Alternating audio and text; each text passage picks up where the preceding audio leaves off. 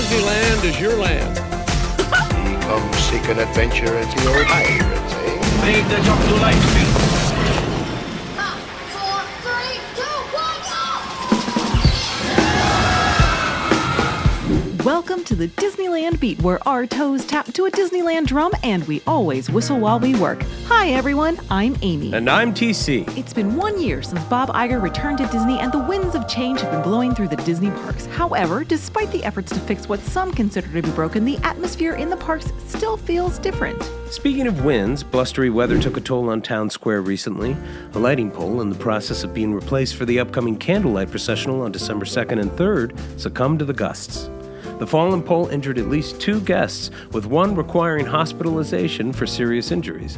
The right side of Town Square was closed for several hours as crews worked to remove the fallen post. An official statement from the resort cited high winds as the cause, emphasizing that the incident would not affect the upcoming event. It's a stark reminder of the unpredictable nature of outdoor events, even in the carefully crafted environment of Disneyland. Now let's talk Disney Park Milestones. The Disney Company recently celebrated its 100th anniversary, but the actual day seemed to pass by Disneyland with little fanfare. Surprisingly, on the day of the anniversary, there were no buttons, no cupcakes, and no park announcements. Even the 100th anniversary banners and most of the castle decor were removed the day before the big day. However, the focus shifted 1 month later when Disneyland recently celebrated the 95th birthday of Mickey and Minnie Mouse. Commemorative buttons, special photo spots, and a birthday cavalcade featuring the beloved characters and the Disneyland Marching Band marked the occasion. It's worth noting that Mickey Mouse is set to enter the public domain on January 1st, specifically Steamboat Willie. This could open the door for companies other than Disney to use Mickey's image. However, Disney still holds copyrights on later versions of Mickey, including the newest design used in Mickey and Minnie's Runaway Railway. Turning to the parks, one iconic attraction is undergoing significant changes. Last week it was announced that the Beast Library in the Animation Building Sorcerer's Workshop would be closed to guests. The space will now be dedicated to the Imagination Campus, an education program for school children. The news saddened many fans as Beast's Library was a quiet retreat within the park. In a surprising turn of events, crowds started showing up in droves to experience this magical hideaway one last time. Shifting gears to construction updates, the Adventureland Treehouse project has wrapped up, and it really looks fantastic. There's so many details to explore. But the main water wheel part that takes the water all the way up to the upper level has not been working for the past few days. Meanwhile, Tiana's Bayou is seeing changes as the Salt Dome undergoes closure. Ironworkers are welding the mesh for the frame of the new top portion of the attraction. And for those who are wondering, the Briar Patch shop at Splash Mountain remains untouched, holding on to the remnants of the beloved attraction. Brer Rabbit can still be found on the sign and in the shop. Lastly, the Mark Twain has been in dry dock for a significant refurbishment since September 17th.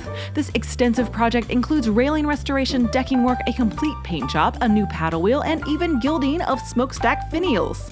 While the exact completion date is unknown, the Mark Twain will be ready for the return of Fantasmic on May 24th. Let's dive into some ongoing developments at Downtown Disney. The newest addition is the recently opened stage, and it's a game changer. The whimsical space-age modern design pays homage to the early days of Disneyland, and it's a significant improvement over the temporary stage that had occupied the West End walkway for years. The new stage features a spacious lawn. It provides guests with a relaxing spot and a place for kids to run around. It's reminiscent of the carefree atmosphere of Toontown. However, behind the construction walls, there's still a lot more in the works. More shops and restaurants are undergoing major construction, reshaping the landscape of downtown Disney from one end to the other. Concept art and historical information on the construction walls revealed that this area had roots in the original Disneyland Hotel. Back in the 50s, it was part of the hotel, and its looks bear a striking resemblance to the new buildings taking shape. The redevelopment aims to bring back a touch of the mid-century vibe of the original Disneyland Hotel. Moving on to refurbishments, it's that time again. Some of your favorite attractions are getting some TLC. Indiana Jones Adventure, Astro Orbiter, and Incredicoaster are all scheduled for refurbishments starting November 27th, though Indy and the Incredicoaster will only be down a few days. And in a galaxy not so far away, Life Day was celebrated in Galaxy's Edge. While the park offered minimal food and merchandise for this Star Wars holiday, fans took matters into their own hands, organizing lightsaber meetups, droid duels, and dressing up for the occasion. Speaking of Galaxy's Edge, there's a thought circulating among fans. It's time for Galaxy's Edge to become the Star Wars land that guests truly desire. The call is for additions that bring joy, such as colorful decor, music, droids, and more entertainment. However, there seems to be resistance resistance to such changes from powerful forces within the Disney realm. Shifting gears, let's talk about the new restaurant that's joined the Disneyland Resort scene. Great Maple, located in the Paradise Pier Hotel, soon to be the Pixar Place Hotel. It is a non-Disney owned eatery, but it does add another table service dining option to the resort. Despite not fully embracing the Pixar theme of the hotel, it does showcase tasteful black and white Pixar character images on the walls. And by all accounts, it's pretty pricey. Now let's get into the festive spirit. You can't escape the holidays at Disneyland, and a second wave of decor has descended upon the hotels and downtown Disney in the last week. Starting this past November 24th, downtown Disney experiences snowfall around the big tree every half hour from 6 p.m. until 10 p.m. It's a magical touch to add to the holiday atmosphere. Over at California Adventure, the holiday spirit is in full swing. More of the park is decorated than at Disneyland, and there are numerous holiday activities and food options to enjoy. And the Disneyland holiday merchandise is really growing on a lot of fans this year. Even Avengers Campus is getting into the holiday spirit with a festive version of the Avengers Assemble show. This year it features Hawkeye's dog, Lucky, who's a lot of fun.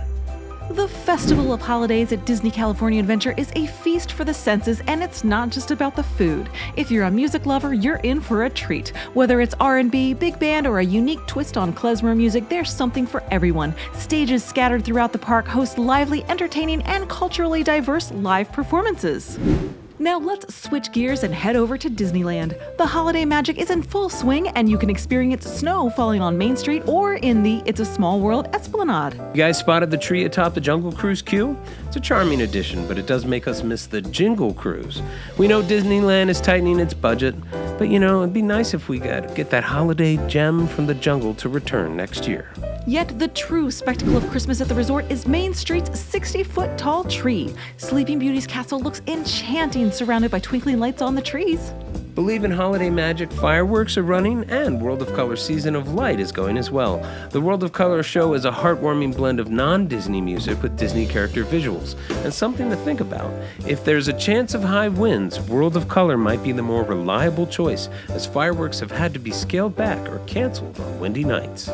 And for those wishing for more, a teaser for the new Disney animated film Wish has been added just before World of Color. It's a sneak peek that begins a few minutes before the regular showtime. Exciting news for fans of the new film Wish. Asha has started meeting guests at Princess Fantasy Fair in Disneyland. Starting this past Wednesday, November 22nd, Disney is marketing this film pretty hard. You're going to see merch all around the park. Now on to some changes at the Little Mermaid attraction. Ariel has just received her very own, and some might say unnecessary, lightning lane. Unfortunately, the queue entrance has been moved to the far end of the building, disrupting the flow to accommodate lightning lane. A disappointing change, especially for those who appreciate the beauty of the original entrance. Now let's talk what everyone wants to talk about, candy canes. Disneyland candy canes have a devoted following, and if you're one of those people, listen up. Download the Disneyland app and get on the wait list as early as possible. You have to be inside the park to do it. These coveted treats can sell out by the end of the day, so it's crucial that you secure your spot. Remember, it's one candy cane per guest, and they won't be available via mobile ordering. And we're going to put up the dates right now on the screen. You can go to Disneyland and get them at the Candy Palace, or you can go over to DCA and get them at Trolley Treats. And with that vital Noel peppermint information, we wrap up our report. Thanks so much for joining us. Happy holidays. Please take a moment to help us out by liking the video and subscribing if you're new. May the light in the firehouse window always shine brightly, and may your dreams always come true. See you real soon, Mouseketeers.